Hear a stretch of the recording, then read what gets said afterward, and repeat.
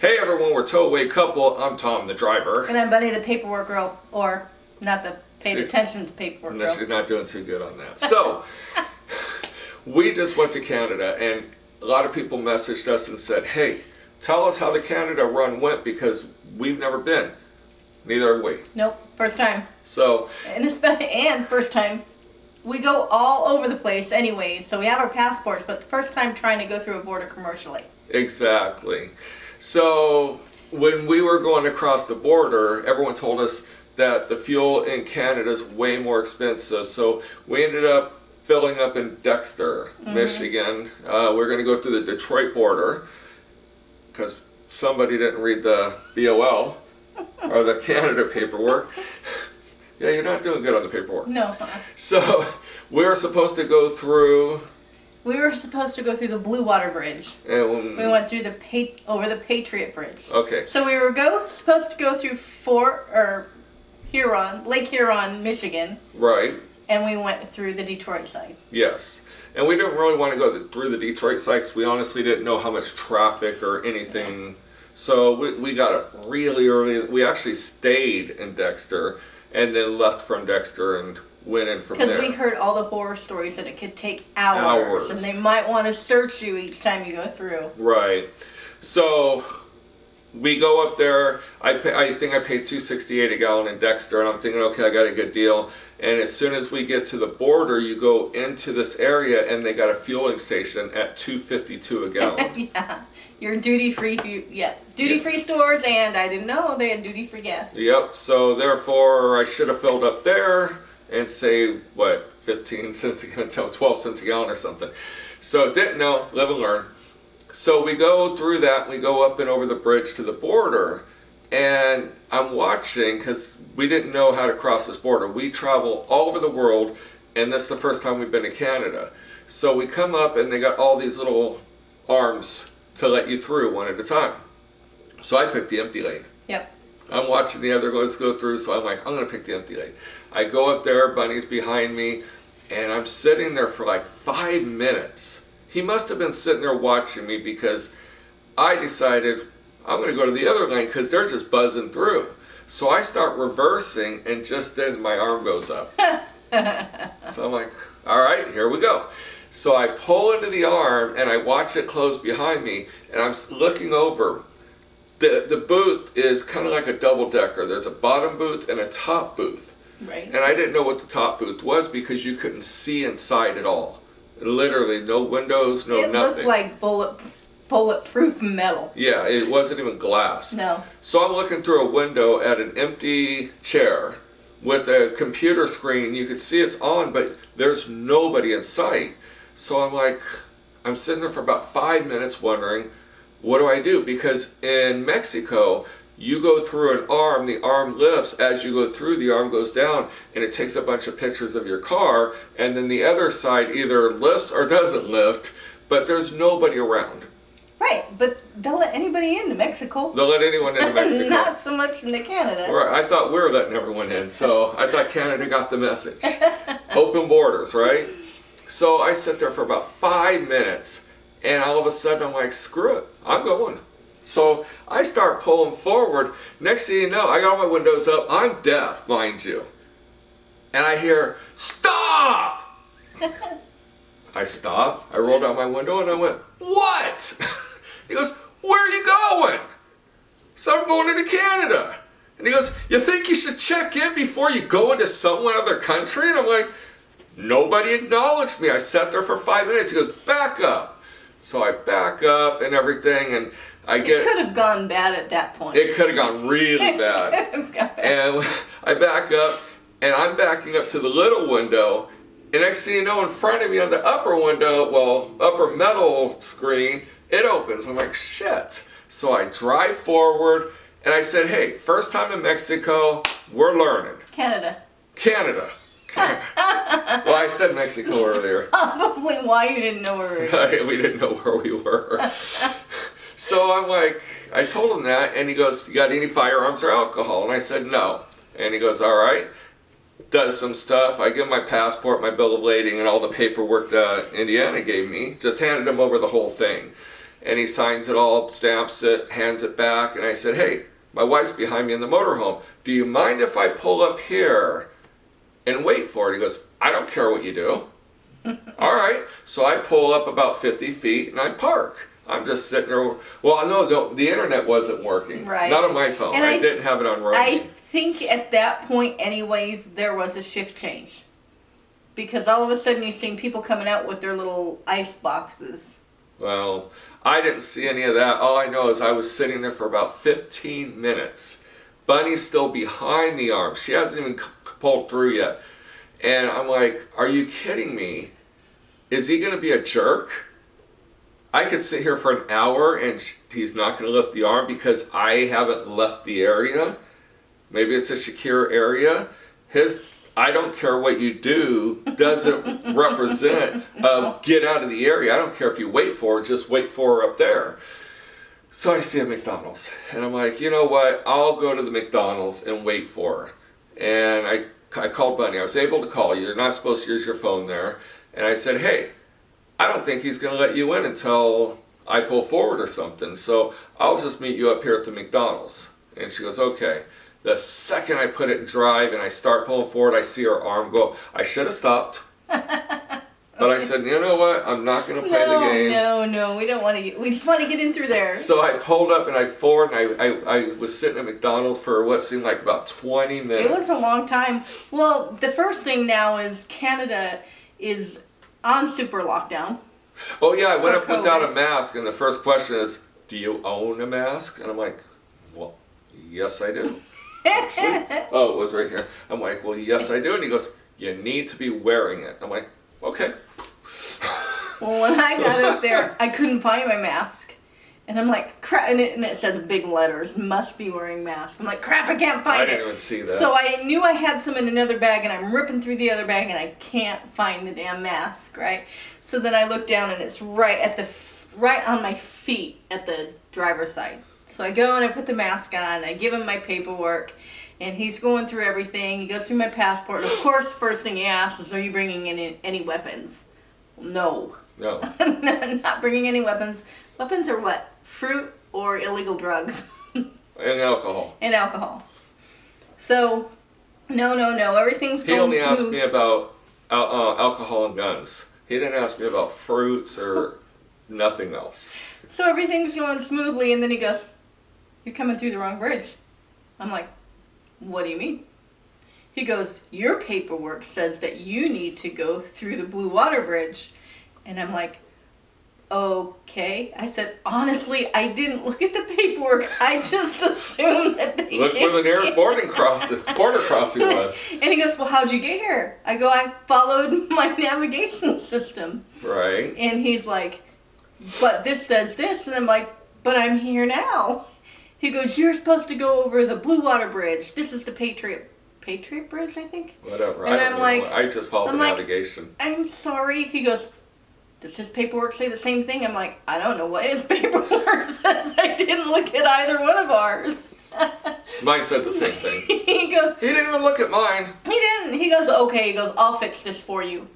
And so he comes back and he goes, well, sometimes they mess up and they put the wrong bridge. I'm like, okay. Meanwhile, mine didn't get fixed. No. So 20 minutes later, I finally get out of there and I meet Tom at McDonald's, and man, so it was yeah, quite interesting. Yeah, we dropped off a motorhome at one facility or one dealership, and the trailer at a different dealership. The motorhome, they literally scrutinized every little inch of the motorhome. Everything. I mean, they weren't the nicest people, because, you know, Bunny asked the guy at the gate, where do I park? He was like, I don't know. So Bunny pulls forward, and the girl goes, you're not supposed to park here, you're supposed to park there, and starts kind of berating her. And Bunny's like, I don't know, I'll go over there. No I'm big like, deal.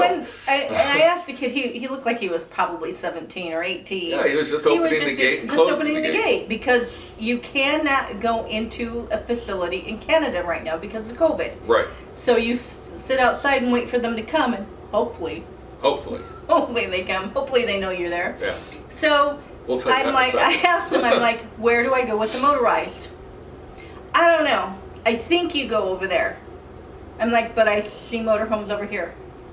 I don't know. I really don't know where you go. Right. I said, how about I pull up right here and I'll call? And he goes, okay, that's fine. So when she comes out, she goes, I'm assuming you're dropping this unit? And I'm What like, do you mean assuming? I told her you were. I'm She like- came to me first. I'm like, yes. And she goes, well, you need to go around this other side of the building and then park right in the middle. So I went around that side of the building and I parked right. There was a motorhome here and a motorhome here, and I butted up right up to the front of the other one. Apparently that wasn't where I needed to go. I needed to go right in the middle of those two. Well, all I know is she came up to me first and I said, are you so-and-so? And she was kind of shocked. And I said, I just called and they said they were going to contact you, and I figured since you're approaching, you were that so-and-so. And I said, I'm not dropping here. And she was so confused, and I'm like, no, we're both together. I got to take her with me. And so I said, she's the one dropping. So it's not like she didn't know. No. So they scrutinize every square inch and everything. We get signed off, we get out of there. We had the 11 miles to the next destination. We go in there, the guy goes, pull up here, I'll let him know you're here. Okay. 45 minutes later. Disconnected, waiting. No, we weren't even Waiting. disconnected. Yeah, I disconnected. The guy said, go ahead and disconnect. Finally, Bunny calls and says, hey, did that guy let you know that we're out here? And they're like, yeah, but you need to bring the paperwork in. The guy didn't come back and tell us that we need to bring the paperwork in. No, and he goes, where are you now? And I'm like, I'm sitting right in your yard. Well, how'd you get in my yard? The guy let us in. The yard guy let us in. So that was, Bunny walks, we drove up, Bunny goes on the paperwork, we come back out. Literally, the guy walks up to the RV, looks at Bunny and says, did you hit anything? Bunny goes, nope. He goes, and hands her the paperwork. Literally 45 minutes for him to not even really walk around the unit. No, he didn't walk around it at all. Yeah, and I asked him, I said, can we disconnect? You need to open the slides. I'm not going in that unit. Okay. All right, so whatever, dude. So, yeah, we got out of there. This time we went over the Blue Water Bridge. Bunny's like, what if they turn us away? And I'm like, so we'll see Canada. Well, I wanted to go over the correct bridge. Right. So if we come back, and I'm not going back to the dealer I went to, but if we come back, I will go over that bridge because you the know other we're going to bridge, get messages. What dealer is that? that other Give bridge, us some insight. Who shouldn't we deliver to? That's up to you to find Yeah. out. the Patriot Bridge right now is under construction. The lanes are as wide as I me. think, yeah, right. And then half the time the cones were knocked over into our lane, and then here's the railing for the bridge. My first time driving a Class A. Yep. And Bunny's literally doing 1 mile an hour. Cars are passing her because it's under construction. They passed me before the 2 lanes down. Okay, all right. I'm like, what the hell? I'm like, I look in the mirror, I see Bunny, I look up, I look in the mirror, and there's 2 cars behind me. I'm like, where'd those guys come from? It was so tight. I mean, and here's the diesels just flying at me, and I Yeah. swear we're gonna hit mirrors. So we go back over the correct bridge, Blue Water Bridge, and the guy, the USA Border Customs guy says, can you roll down your back windows? And I'm like, yeah. And I roll them down. Our back seat is a mess. We were supposed to kind of clean it up before. We never did. We forgot. And so he's kind of walking the truck. He walked the truck like 3 times. I said, do you want me to open up my tarp? And he goes, no. He just kept checking out the truck. So I think he actually liked our truck.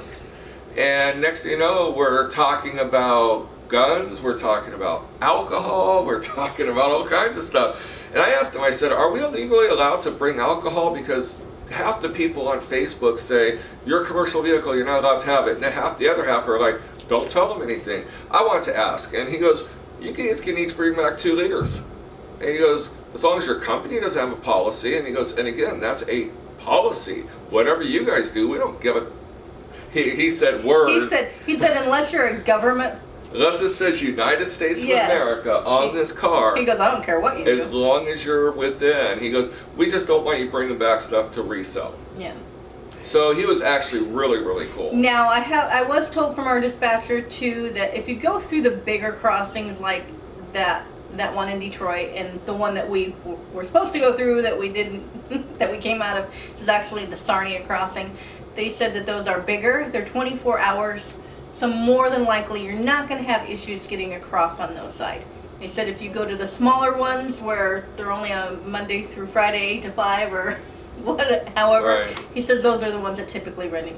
Now, we didn't get searched either way, and we have someone just posted on Facebook that they actually forgot their firearm underneath their seat, and they told the Canadian Border Patrol, and Canadian Border Patrol held his gun at the border crossing. He went and delivered, and when he came back to the USA, they the Canadian brought the firearm over to the USA.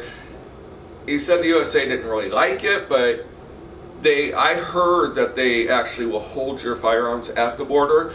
This was more of a confirmation that somebody actually said it happened to them. I asked if he got searched. He said no, he did not get searched.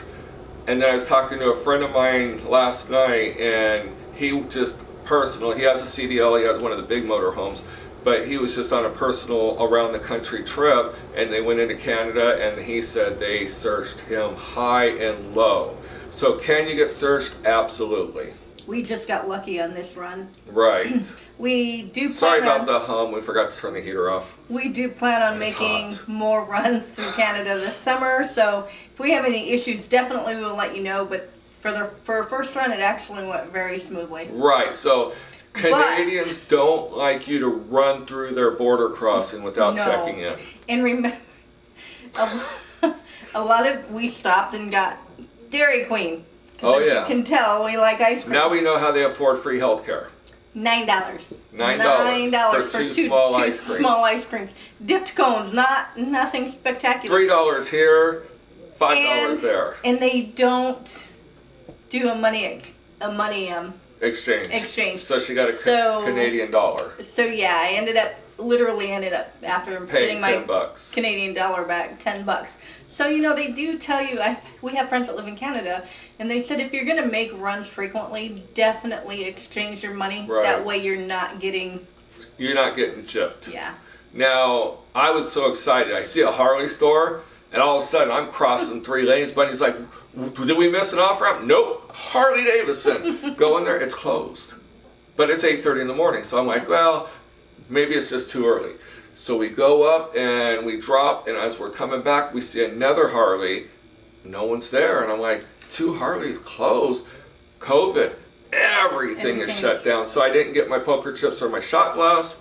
So we're going to have to go back to So Canada. when But we I don't know if we can afford it. When we signed off with Tom says to him, he goes, because the guy was like 10 feet away. He would like put the paperwork down and then walk away.